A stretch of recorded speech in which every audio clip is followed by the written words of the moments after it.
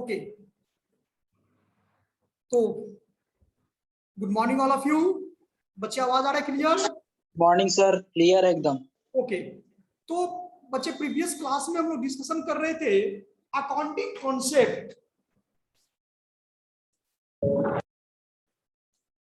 Sir business entity concept बता रहे थे। ओके, तो accounting concept. Sir waiting list check कर लीजिए। ओके, शुभम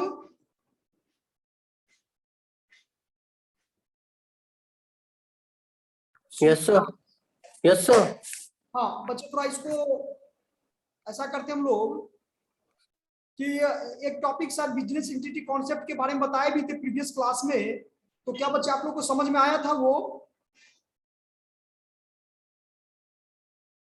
हाँ सर, आया था। यस सर, समझ आया था। Okay okay, very good. तो सेकंड में था गोइंग कंसर्न कॉन्सेप्ट के बारे में हम बता रहे थे आप लोगों को, थोड़ा ऐसे समझाए थे, एक्सप्लेन किए थे, नोट्स नहीं लिख पाए थे आप लोगों को, तो वहीं से अभी हम लोग स्टार्ट करेंगे, ठीक है? सर लास्ट में लिखा है। ओके, तो सही बच्चे लिखेंगे, नोट करेंगे। Going concern concept means going concern concept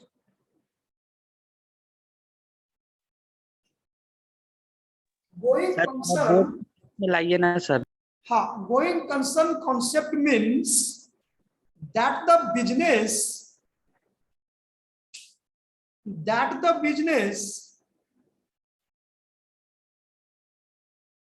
will have an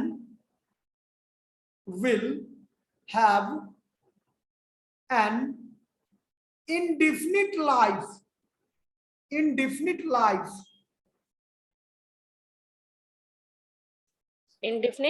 life हाँ, life, unless there is an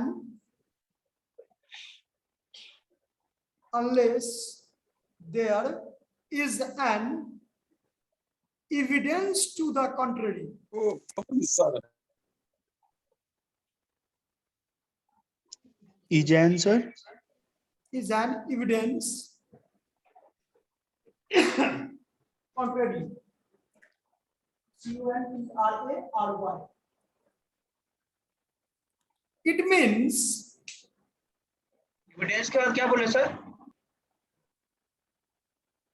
going concern concept means that the business will have an indefinite life unless there is an evidence to the contrary. मतलब ये साफ कर रहा है, थोड़ा एक sentence और आगे लिख लें। It means that business enterprise will continue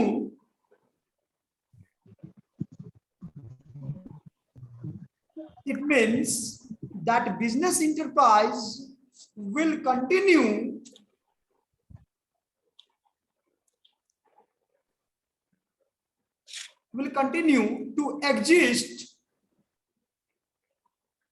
in the foreseeable future. In the foreseeable future. Forcible, हाँ, FORCEABLE। हाँ, FORSEABLE, foreseeable future, भविष्य। फोर्सेबल मतलब सर? मतलब कंटिन्यू, लगातार। ये करा है कि आपको बिजनेसमैन से बिजनेस को कोई मतलब नहीं है, वो और business both are different according to the business entity concept. Business entity concept तो आपको पहले ही बता दिया कि एक बिजनेस और बिजनेसमैन बोथ आर क्या, सेपरेट। ओके, तो ये बच्चे, ये पॉइंट आपको समझ में आया कि ये क्या कहता है कि जो भी बिजनेस है वो आपको लॉन्ग टर्म तक चलेगा, चाहे बिजनेसमैन जिंदा रहे या चाहे बिजनेसमैन डेथ कर जाए, उससे बिजनेस को कोई मतलब नहीं है। बिजनेस और बिजनेसमैन बोथ आर क्या सेपरेट, वो दोनों एक दूसरे से क्या है अलग है। हम प्रॉफिट फाइंड आउट करते हैं बिजनेस का, बिजनेसमैन का प्रॉफिट फाइंड आउट नहीं करते हैं, बिजनेस का प्रॉफिट फाइंड आउट करते हैं, ठीक है, अकाउंटिंग ईयर के एंड में। तो इसमें 3 पॉइंट को हमेशा याद रखना। कौन कौन पॉइंट? तो जो एसेट्स है, एसेट्स मतलब फिक्स्ड एसेट्स, करंट एसेट्स की बात यहाँ नहीं हो रही है, यहाँ हो रही है फिक्स्ड एसेट्स की बात। लाइक मशीनरी हो गया, फर्नीचर हो गया, बिल्डिंग हो गया, लैंड हो गया, मोटर कार हो गया, ये सब बिजनेस के लिए फिक्स्ड एसेट्स है। तो उस फिक्स्ड एसेट्स को आप बैलेंस शीट में रिकॉर्ड करो, लेकिन हिस्टोरिकल कॉस्ट पर रिकॉर्ड करो, और उसमें से उस अकाउंटिंग ईयर का जो भी डेप्रिसिएशन होगा उसको आप लेस कर दो। तो इसका 3 ही सिग्निफिकेंस है, इस तीनों सिग्निफिकेंस को आपको याद रखना है, ठीक है। और उसमें एक लाइन लिखिए, यानी तो सुनिए, काम कीजिए, इसको पैराग्राफ चेंज करके लिखिए। बोलिए sir. The significance of this concept, the significance of this concept may be explained as under. First point लिखिएगा, may be explain as under. देखो 3 पॉइंट है मेन, हालांकि इसमें 4 दिया हुआ है, लेकिन मेन 3 ही है। फर्स्ट पॉइंट लिखिए, fixed asset. Sir, the significance of this concept. The significance of this concept may be explained as under.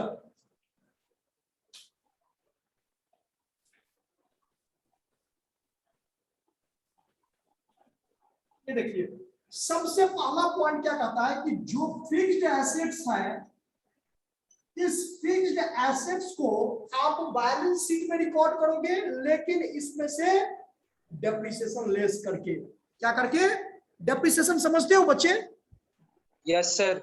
नहीं जो भी सर। मतलब डिग्रेड हाँ। होते रहेगा ना, मतलब प्राइस Depre- कम होते जाएगा। हाँ, साल। Depreciation means a gradual reduction in the value of fixed assets due to wear and tear, accident, lapse of time, है ना, एटसेट्रा। हिंदी में होता है सर। हाँ, सर फिर से रिपीट कीजिएगा। कि depreciation means a gradual reduction in the value of fixed assets except land, जमीन को छोड़ करके। लैंड फिक्स्ड एसेट्स है, लेकिन उस पर डेप्रिसिएशन बच्चे नहीं लगता, उसमें जनरली एप्रिसिएशन ही होता है। सर एज अंडर के बाद क्या बोले सर? As under. उसके बाद फर्स्ट पॉइंट में एक फिक्स्ड एसेट्स का टॉपिक आया है जिसमें डेप्रिसिएशन को लेस करना है, तो हम नोट में डेप्रिसिएशन अभी समझाना चाह रहे थे कि डेप्रिसिएशन अगर समझ में आ जाएगा बच्चे, तो ये पॉइंट आपको समझ में आ जाएगा। तो इस पॉइंट को एक बार रिपीट कर दीजिए ना पॉइंट सर। हाँ, फर्स्ट हिंदी में अच्छे से समझा दीजिए ना। फर्स्ट पॉइंट अभी नहीं नोट करवाए, फर्स्ट पॉइंट अब करवा रहे हैं नोट। डेप्रिसिएशन पहले समझ में आ गया?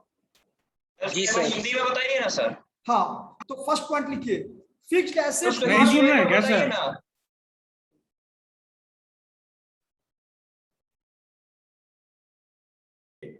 लिखिए तो, fixed assets are valued, D लगाइएगा, fixed assets are valued at cost. Cost का मतलब historical cost. At cost less proper depreciation, less proper depreciation and not at market price. ये मुझे गोइंग कंसर्न कंसेप्ट कहता है, and not at market price. इसका मतलब क्या कर रहा है कि आप अपने फिक्स्ड एसेट्स को बैलेंस शीट में दिखाओ, लेकिन उसमें से डेप्रिसिएशन को लेस करके। ऐसा नहीं कि मान लो आज एक फर्नीचर हम 300 में परचेज कर लिए और उस फर्नीचर का कीमत हो गया अकाउंटिंग ईयर जब मेंटेन करते हैं क्लोजिंग डेट में, उस फर्नीचर का प्राइस हो गया 500 रुपया मार्केट में, तो आप कहोगे कि मेरे पास 500 रुपया का फर्नीचर है, तो आप 500 रिकॉर्ड करोगे बैलेंस शीट में? नहीं, उसको आप रिकॉर्ड करोगे जितना पैसा में आप उसको परचेज किए थे, उस कॉस्ट पर रिकॉर्ड करोगे, और उस कॉस्ट में से भी डेप्रिसिएशन क्या करोगे? लेस करोगे। ऐसे करके देखो, जैसे मान लो ये मेरा बैलेंस शीट है, सपोज करो कि ये मेरा क्या है, बैलेंस शीट है। तो balance sheet is divided into two sides, left hand side और राइट हैंड साइड। तो राइट हैंड साइड में हम लोग कहते हैं एसेट साइड। क्या कहते हैं बच्चे? Asset side. और लेफ्ट में होता है लायबिलिटी साइड। ठीक है, ये अमाउंट का कॉलम हो जाएगा। ठीक है, तो अगर आप फर्नीचर दिखाना चाहते हो तो आप ऐसे दिखाओगे, फर्नीचर। फर्नीचर मान लो आपका 3000 का फर्नीचर था और 10% इस पर डेप्रिसिएशन था, तो आप कैसे करोगे? Less depreciation at the rate of कितना परसेंट? 10%, यानी 300 रुपीज क्या कर दोगे? लेस करके 2700 जो है सो आप आउटर कॉलम में दिखाओगे। ये अमाउंट का कॉलम हो गया। सर लेकिन आप दो बताए थे सर, क्या एक डेबिट साइड एक क्रेडिट साइड बताए थे। बच्चे? Balance sheet is a statement not an account. Account में होता है डेबिट क्रेडिट, ठीक है। और जब स्टेटमेंट हम लोग बनाते हैं ना बिजनेस का, तो उसमें डेबिट क्रेडिट नहीं लिखते हैं। हाँ, डेबिट बैलेंस और क्रेडिट बैलेंस होता है इसमें। तो assets represent debit balance and liability capital represent the credit balance. क्योंकि इस एसेट्स का हम फर्नीचर का अकाउंट बनाए होंगे, लेजर बनाए होंगे, जिसमें डेबिट और क्रेडिट लिखे होंगे। लेकिन जब बैलेंस शीट की बात आ जाएगी तो बैलेंस शीट में अकाउंट नहीं है, it is a statement, it is not an account. तो इसमें डेबिट क्रेडिट नहीं लिखते हैं, इसमें लेफ्ट राइट लिखते हैं। और left hand side is called capital and liability side, and right hand side is called assets and property side. Second point लिखिएगा, इसका second point, inventory are valued, inventory are valued at cost, inventory are valued at cost or market price, cost or market price, whichever is lower, या whichever is less than।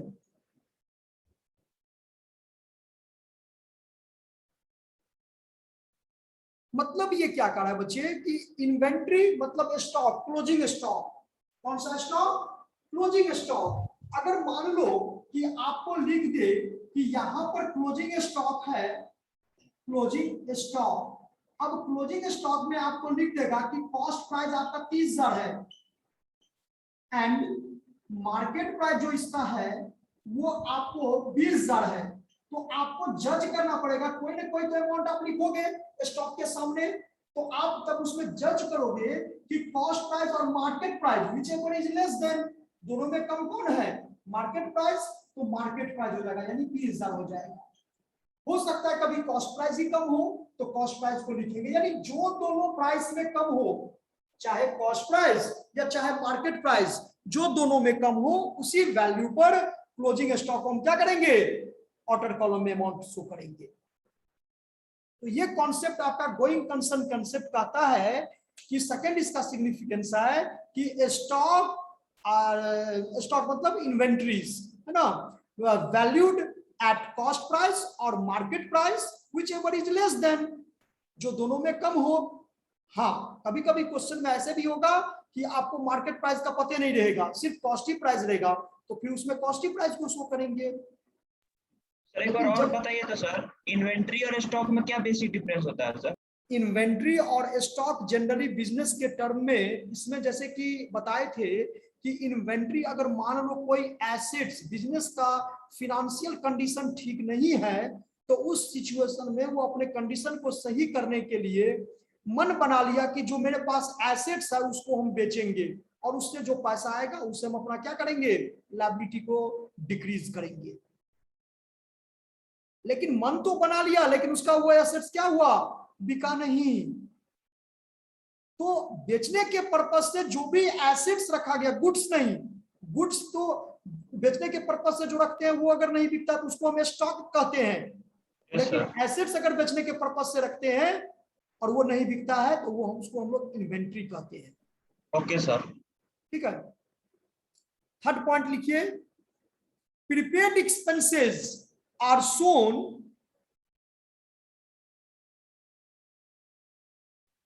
prepaid expenses are shown as an assets। SHOW वाला show sir. हाँ, SHOWN, prepaid expenses are shown as an assets, और चूंकि ये assets इसको मानता है तो इसको बैलेंस शीट में शो करेगा। बैलेंस शीट में किस साइड, एसेट साइड में। तो prepaid expenses are shown as an assets in the balance sheet।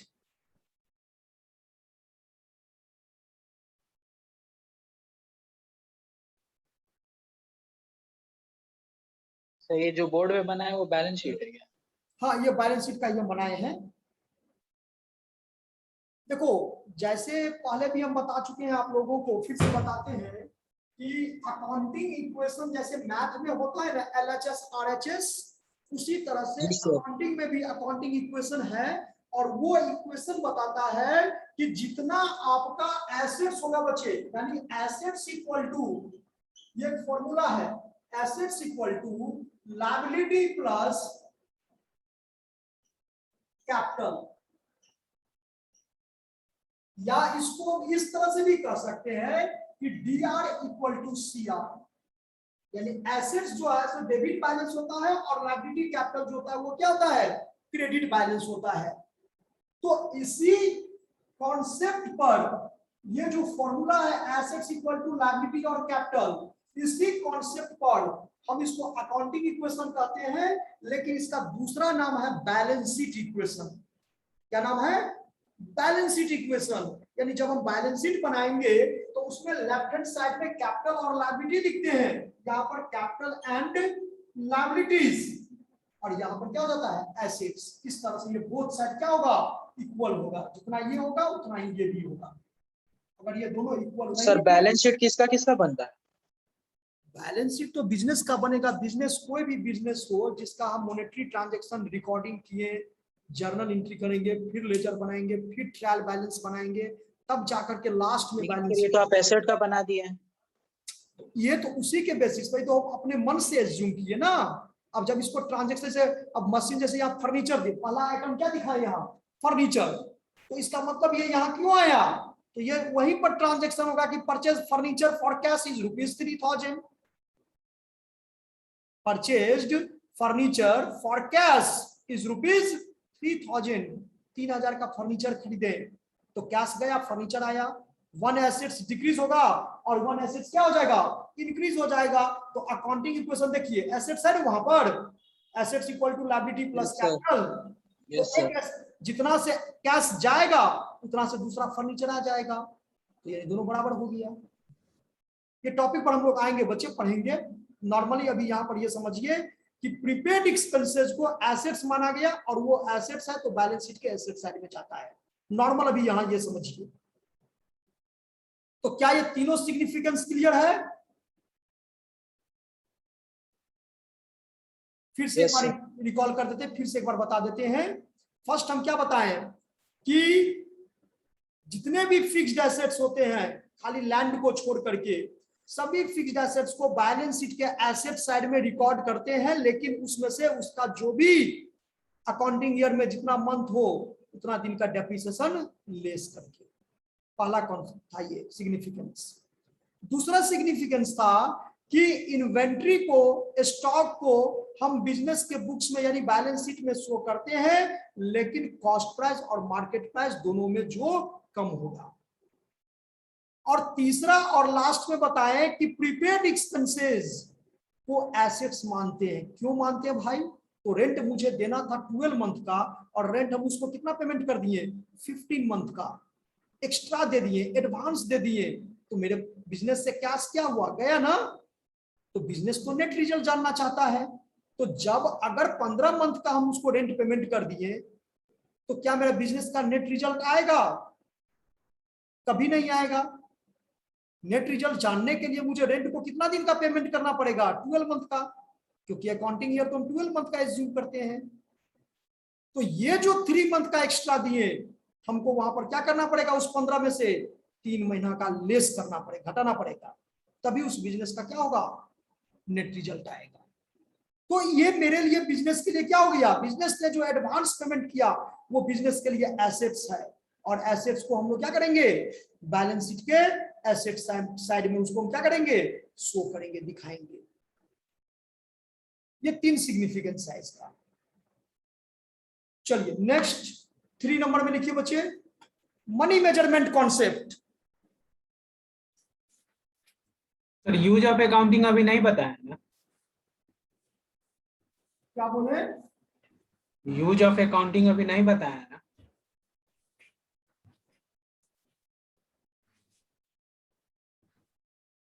फिर से बताइए तो, आवाज नहीं आया, सुने। यूज ऑफ अकाउंटिंग अभी नहीं बताया ना sir? Use of accounting, user of accounting information ना? नहीं sir, uses of accounting. Uses of accounting, ये तो इस अकाउंटिंग कॉन्सेप्ट में हम लिखाए थे क्या? हम पूछ रहे हैं। नहीं नहीं, ये कोई ऐसा नहीं है। यूजेस ऑफ अकाउंटिंग, अब इसका मतलब क्या हुआ कि जितने भी बिजनेस इंटरप्राइजेस हैं, है ना, सभी को अकाउंटिंग यूज करना पड़ता है। अकाउंटिंग यूज करता है अपने रिजल्ट और पोजीशन को जानने के लिए। ये अलग टर्म है बच्चे। चलिए यहां पर 3 नंबर लिखिए, मनी मेजरमेंट कॉन्सेप्ट। 3 नंबर में है मनी मेजरमेंट कॉन्सेप्ट। देखो इसके नाम से ही क्लियर है बच्चे, मेजरमेंट का मतलब क्या होता है? गणना करना, कैलकुलेशन करना। जी सर। तो किसी भी ट्रांजैक्शन को अगर आप मनी में एक्सप्रेस्ड कर सकते हैं तो उस ट्रांजैक्शन को बिजनेस के बुक्स में रिकॉर्ड करना कंपलसरी है। लेकिन जो मॉनेटरी ट्रांजैक्शन को आप बिजनेस मनी के टर्म में एक्सप्रेस्ड नहीं कर सकते हैं, मेजरमेंट नहीं कर सकते हैं, तो उसको बिजनेस के बुक्स में रिकॉर्ड करना कोई भी आवश्यक नहीं है, क्योंकि non monetary transaction does not affect the books of account. जितने भी नॉन मॉनेटरी ट्रांजैक्शन होते हैं वो बिजनेस के बुक्स को अफेक्ट नहीं करता है, इसीलिए उसके ऊपर में कोई ध्यान देने की जरूरत नहीं है। तो कहोगे सर हम इसको समझेंगे कैसे कि नॉन मॉनेटरी कौन है, मॉनेटरी कौन है? तो हम तो एग्जांपल मनी जनरेट करेगा वो। ट्रांजैक्शन में हम आपको बताए थे, याद करो, मॉनेटरी ट्रांजैक्शन और non monetary transaction. Yes sir. तो आपको सर नॉन यहाँ मॉनेटरी में बताए थे कि जो पैसा नहीं मतलब जनरेट करेगा, जैसे कि Yes. अगर आप अपने बच्चा को पढ़ाएगा तो non monetary transaction. Yes yes, जैसे health of manager, health of managing director.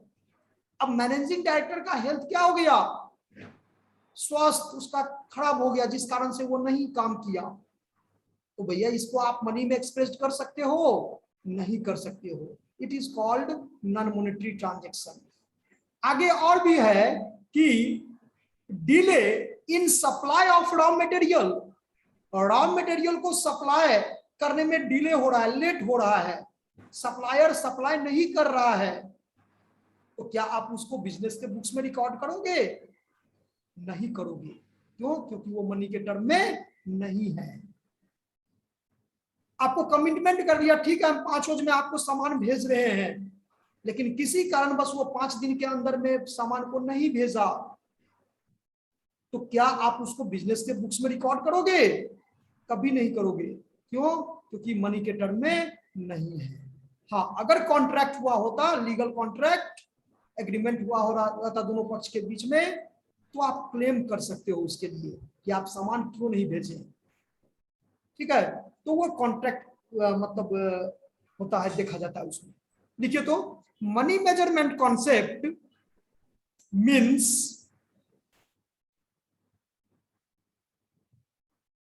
money measurement concept means that only those event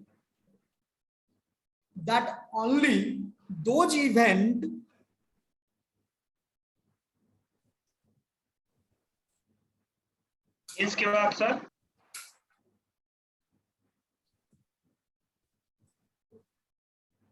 money measurement concept means that only those events or facts, only those event and facts which can be expressed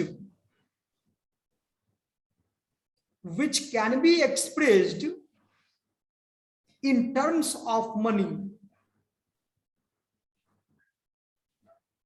which can be expressed in terms of money are recorded in the books of account.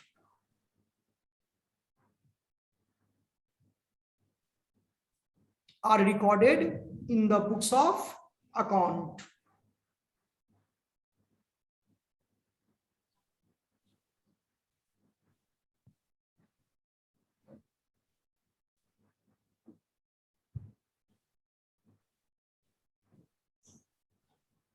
For example, हाँ, इसके बाद कॉन्सिक्वेंसली में ये भी कह सकते हैं कि दोज इवेंट और transaction are not expressed in term of money, तो उसको बिजनेस के बुक्स में रिकॉर्ड नहीं करोगे.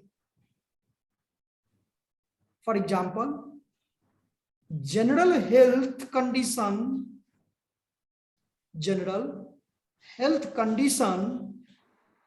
Of the chairman, general health condition of the chairman of the company.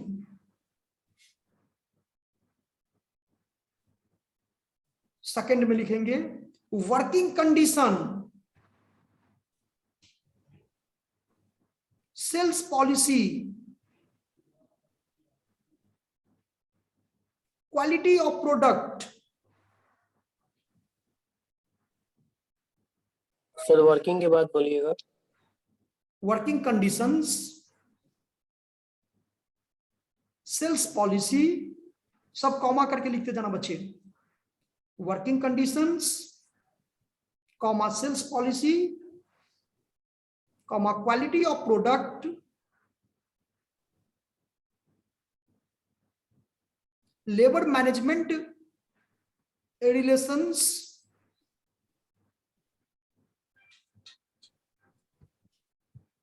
labor management relations, etc.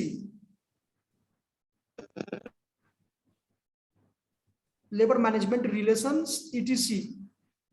cannot be expressed in monetary terms. Yes, sir. Cannot be expressed, etc के बाद cannot be expressed in monetary term. And yes sir, ये जो लिखवाए हैं पहला example कि health condition, अगर मान लीजिए सोल बिजनेस है जो अकेले ही खुद है, तो उसका अगर तबीयत खराब होगा तो लॉस होगा, तो वो नहीं लिखाएगा सर उसके अकाउंट में? नहीं, वो नहीं, इसलिए नहीं लिखाएगा कि उसको मनी के टर्म में आपने क्या मतलब जाकर के मतलब हम बिजनेस कर रहे हैं, मुझे बुखार लग गया, अब जाकर के 2 टैबलेट खाएं, बुखार ठीक हो गया, तो क्या टैबलेट में जो पैसा खर्चा किए उसको रिकॉर्ड करेंगे? नहीं, अगर मान लीजिए कुछ ज्यादा सीवियर तबीयत खराब हो गया, अच्छा मतलब 1-2 महीना दुकान बंद है तो सेपरेट. हम बार बार बता रहे हैं कि बिजनेस और बिजनेसमैन दोनों क्या होता है, अलग अलग होता है. वो उसका पर्सनल एक्सपेंसेस है. हाँ, अगर वो पैसा बिजनेस से निकाला होता, अगर वो पैसा अपने स्वास्थ्य खराब हुआ और जिस कारण से वो पैसा बिजनेस से निकाल करके तब अपना क्या किया, इलाज करवाया, तो बिजनेस उस कंडीशन में रिकॉर्ड करेगा क्योंकि वो पैसा दे रहा है उसको. ओके सर, ठीक है. लेकिन अगर ऐसे जनरल टर्म में अगर उसका तबीयत खराब, उससे कोई मतलब बिजनेस को नहीं है. Expressed in monetary term and hence are not recorded in the books. Sir monetary term के बाद क्या बोल रहे हैं? Monetary term and hence are not recorded in the books.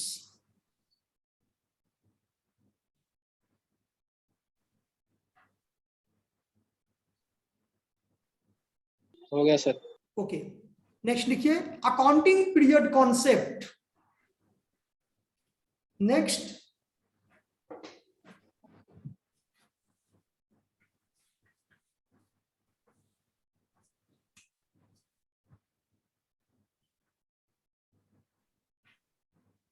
Accounting period concept. देखो इस पॉइंट को फोकस करना है। ईच एंड एवरी बिजनेस को हम बार बार ये चीज बच्चे बता रहे हैं कि सभी बिजनेस को जो भी नेट रिजल्ट है, जो भी पोजीशन है, उसको फाइंड आउट करने के लिए कोई ना कोई एक पीरियड एज्यूम करना ही पड़ेगा। से monthly, quarterly, half yearly and yearly. ठीक है, वीकली भी कर सकता है, बट डे टू डे आपको day to day statement is not prepared. वो डे टू डे का बैलेंस शीट नहीं बना सकता है। बैलेंस शीट बनाने के लिए उसको कोई ना कोई अकाउंटिंग पीरियड एज्यूम करना ही पड़ेगा। ये अकाउंटिंग पीरियोडिसिटी कॉन्सेप्ट कहता है। अगर आज हम एक कंपनी बनाए और वो कंपनी चलेगा 100 साल तक, ऐसा एक एस्टिमेट किए कि ये कंपनी का जीवन है, लाइफ है 100 ईयर, तो क्या उस कंपनी का रिजल्ट हम आफ्टर 100 ईयर जानेंगे? आप देखोगे फिक्स पीरियड। ये इसके लिए कोई ना कोई एक जनरली आपको अकाउंटिंग ईयर जो है सो आपको ये करता है, क्या करता है, मैक्सिमम 12 मंथ, बट मिनिमम आप 7 डेज कर सकते हो। लेकिन बहुत सारे जो ऑर्गेनाइजेशन है वो आपको ट्रेडिंग ऑर्गेनाइजेशन, वो आपको क्या करते हैं, क्वार्टरली ही फाइंड करते हो। बैंकिंग सबका आप देखोगे, बैंकिंग का जो स्टेटमेंट फाइंड आउट नहीं देखते हो, पेपर में आउट होता है बच्चे, इनकम स्टेटमेंट ये है, इसका बैलेंस शीट ये है, तो ये जनरली क्वार्टरली ही करते हैं। ठीक है, तो ये करने का मतलब, ये करने का जो रीजन है, ये कौन बताता है? यही अकाउंटिंग कॉन्सेप्ट में अकाउंटिंग पीरियोडिसिटी कॉन्सेप्ट, कि हर एक बिजनेस को अपने profit as well as position जानने के लिए कोई ना कोई अकाउंटिंग पीरियड एज्यूम करना ही पड़ेगा, और वो मैक्सिमम 12 मंथ कर सकता है। 12 मंथ से 1 साल से ज्यादा का नहीं हो सकता है। अगर वो 1 साल से ज्यादा का हो जाएगा तो वो वैलिड नहीं होगा, उसको इनवैलिड कर दिया जाएगा, उसके डेटा को है ना सही नहीं माना जाएगा। क्योंकि ICAI जो institute of chartered accountant of India है, उसके द्वारा ये गाइडलाइन दिया गया है कि हर एक बिजनेस को 1 साल से ज्यादा का अकाउंटिंग ईयर एज्यूम नहीं करना है। ठीक है, लिखिए according to accounting period concept, according to accounting period concept, the life of the business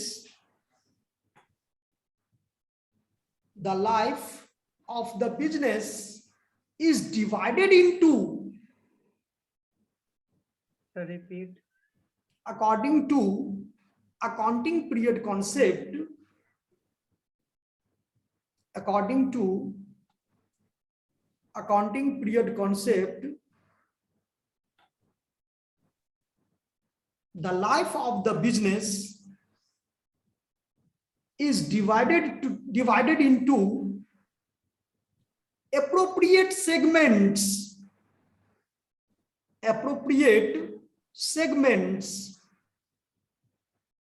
for studying the appropriate segments for studying the results shown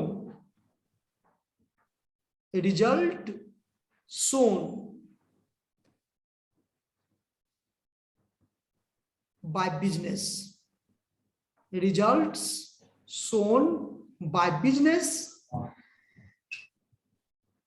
after each segment,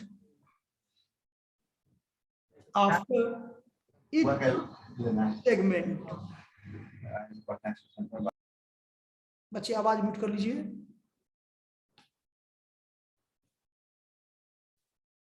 after each segment, हर एक business ये जानना चाहता है कि एक certain accounting period में, जो भी हम एज्यूम किए अकाउंटिंग पीरियड, उस अकाउंटिंग पीरियड में जो भी काम किया गया उससे मुझे क्या रिजल्ट मिला, क्या बेनिफिट मिला, कि हम लॉस में हैं, मेरा एसेट जो पहले था उसमें क्या डिक्रीजिंग हुआ, मेरा कितना एक्सपेंसेस हुआ, मेरा कितना इनकम, मेरा मतलब बिजनेस. हमेशा अपने आप को बिजनेस एज्यूम करो. कितना एक्सपेंसेस हुआ, कितना इनकम हुआ, है ना. इन सभी चीजों की जानकारी को प्राप्त करने के लिए कोई ना कोई एक पीरियड एज्यूम करना ही पड़ेगा. और जो ICAI के द्वारा गाइडलाइन दिया गया है वो कह रहा है कि 1 साल से ज्यादा का नहीं होना चाहिए. ये सभी बिजनेस के लिए है, चाहे तो आप सोल ट्रेडिंग कंसर्न हो, चाहे तो पार्टनरशिप हो, या चाहे तो कंपनी हो. देखो मैंडेटरी नहीं है, जिसका रजिस्ट्रेशन आप करवाए हो, क्योंकि सोल ट्रेडिंग और पार्टनरशिप का रजिस्ट्रेशन कंपलसरी नहीं है, लेकिन कंपनी का कंपलसरी है. तो कंपनी को तो एक CA, CS, CWA वो तो रखना ही रखना है, और उसको अकाउंटिंग ईयर मेंटेन करना है, उसको जितना भी गाइडलाइन है वो सबको फॉलो करना पड़ेगा, क्योंकि उसका रजिस्ट्रेशन क्या है, कंपलसरी है, वो गवर्नमेंट के नजर में है. लेकिन अगर मेरा एक रिटेल शॉप है, हम उसका GST, हम उसका रजिस्ट्रेशन नहीं किए, कुछ GST नहीं करवाए, तो क्या हम गवर्नमेंट के नजर में है? उसको पता है, उनको पता है कि ये इतना पैसा कमा रहा है, कि इतना पैसा इसको लॉस है, कमा रहा है तो टैक्स क्यों नहीं दे रहा है? आप लोगों को जानकारी होगी कि भारत में, इंडिया में टैक्स का जो ये है वो हमको लगता है अभी करेंट में शायद लगता है 20 या शायद 25% ऐसे ही कुछ समथिंग है. अगर पूरे का पूरे जितने भी टैक्स पेयर हैं अगर टैक्स दे दे तो इतना मतलब खजाना भर जाएगा भारत सरकार का कि उतना तो कुबेर के खजाने में भी धन नहीं होगा. लेकिन यहां तो टैक्स पेमेंट ही नहीं करता है. उसका रीजन है कि उनके द्वारा भी एक दिया गया है जिसको हम लचीलापन कहते हैं. सर इनडायरेक्ट तो सभी टैक्स पे कर रहा है. नहीं नहीं, वो तो ठीक है, वो तो समान, हम डायरेक्टली बोल रहे हैं, हम इनकम टैक्स की बात बोल रहे हैं.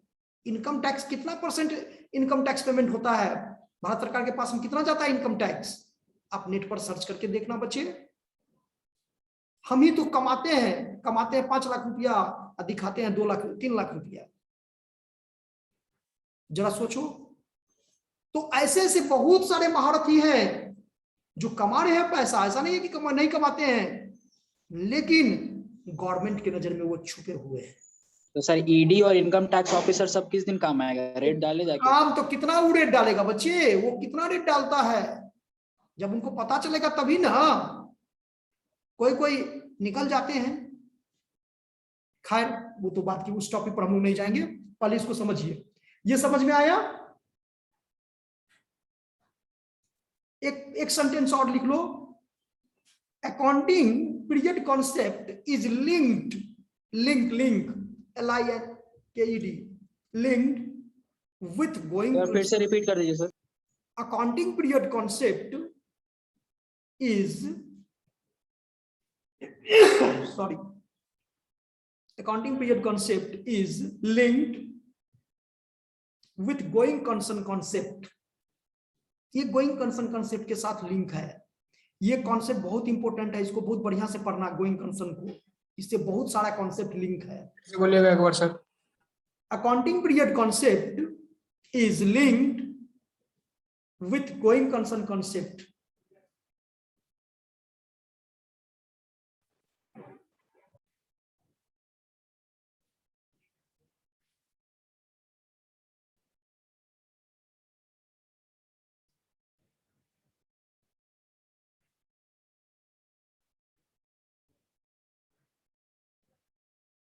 चलिए ये हो गया। बाद बाकी और भी हम आपको नोट सेंड करेंगे, उसमें आप डिटेल पढ़ लोगे बच्चे। यहां तक समझ में आ गया? ये पॉइंट नहीं एक बार समझाए, accounting period concept is linked with going concern concept, उसके आगे ये अब on the basis of going concern concept कि कहता है गोइंग कंसर्न कॉन्सेप्ट जो बिजनेस का जो प्रॉफिट होना चाहिए वो नेट प्रॉफिट होनी चाहिए। अभी आपको 15 मंथ का हम एग्जांपल दिए थे, तो उसमें क्या समझाए थे कि अकाउंटिंग ईयर अगर 12 मंथ का होना चाहिए तो ये तो मुझे अकाउंटिंग पीरियोडिसिटी कॉन्सेप्ट कहता है कि 12 मंथ का होना चाहिए, और प्रीपेड एक्सपेंसेस जो हम एडवांस दे दिए ये तो मुझे गोइंग कंसर्न कॉन्सेप्ट कहता है कि इसको एसेट्स मानना चाहिए।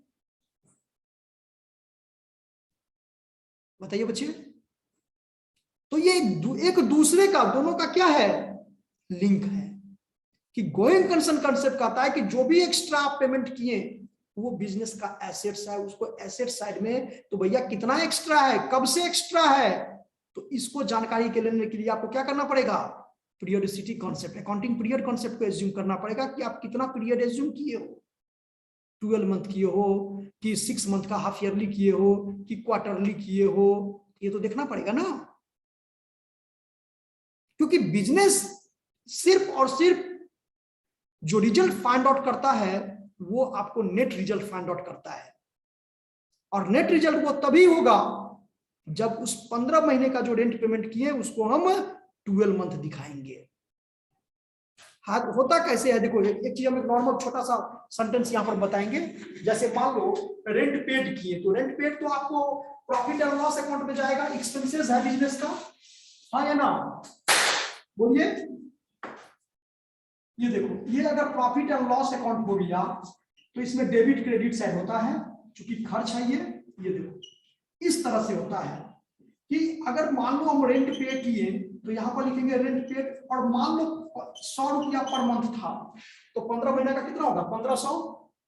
तो बिजनेस तो 12 मंथ ये एज्यूम कर रहा है, तो लेस प्रीपेड, ऐसा एक लैंग्वेज लिखना पड़ेगा, लेस प्रीपेड रेंट कितना, 3 मंथ का कितना होगा 300, यानी ये कितना आउटर कॉलम में जाएगा, ये कहता है कि इस 300 का ये एडजस्टमेंट एंट्री हो गया, एक बार इसमें से डिडक्ट करो, दूसरा बार इसको एसेट्स मानो, तभी आपका रिजल्ट क्या होगा, नेट रिजल्ट आएगा, अदरवाइज नेट रिजल्ट आपका बिजनेस का नहीं आएगा। क्यों नहीं आएगा, क्योंकि आप तो 300 रुपया ज्यादा खर्च दिखाए हो, 1500 रुपया एक्सपेंसेस दिखाए हो, तो expenses increase that is profit decreases. जो प्रॉफिट अगर आप मान लो आपका 5000 नेट प्रॉफिट आया तो उसमें तो 300 रुपया आप एक्सपेंसेस ज्यादा दिखाए हो, यानी आपका नेट प्रॉफिट होना चाहिए 5300, 5300, और इसके हिसाब से अगर 1500 रुपया आप दिखा दिए हो तो आपका नेट प्रॉफिट आ रहा है 5000, तो 300 का डिफरेंस आया कि नहीं आया। क्या ये एग्जांपल समझ में आया बच्चे आप लोगों को?